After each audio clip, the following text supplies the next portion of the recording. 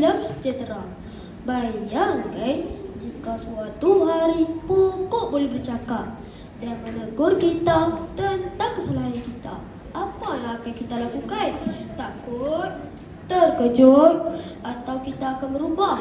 Yang dihormati para hakim yang arif lagi bijaksana, guru-guru saya hormati serta rakan-rakan yang saya kasihi.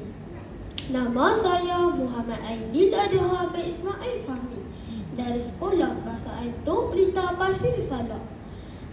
Hari ini saya ingin membawa anda semua ke dalam sebuah cerita yang penuh keinsafan dan pengajaran. Tajuk cerita saya ialah Aiman dan Pokok Ajaib. Aiman seorang budak yang suka bermain di taman, tetapi dia tidak suka menjaga kebersihan.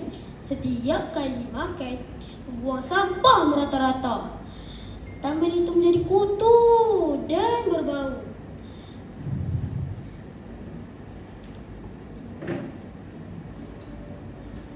Suatu hari ketika Aiman sedang bermain, dia terdengar satu suara. Aiman! Aiman! Aiman terkejut. Siapa yang panggil saya? Rupa-rupanya suara itu datang dari sebatang pokok besar. Pokok besar itu berkata, "Wahai Aiman, tolonglah jaga kebersihan.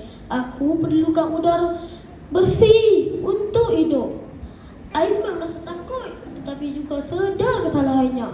Dia berkata, "Saya minta maaf. Saya berjanji saya akan berubah." Keesokan harinya, Aiman datang semula ke taman membawa beg plastik. Dia mengutip sampah satu demi satu dan membuangnya ke dalam tong sampah. Dia juga menanam pokok-pokok kecil dan menyiram pokok-pokok kecil itu setiap hari. Tidak lama kemudian, taman itu menjadi bersih, hijau dan sangat indah. Burung-burung kembali berkicau.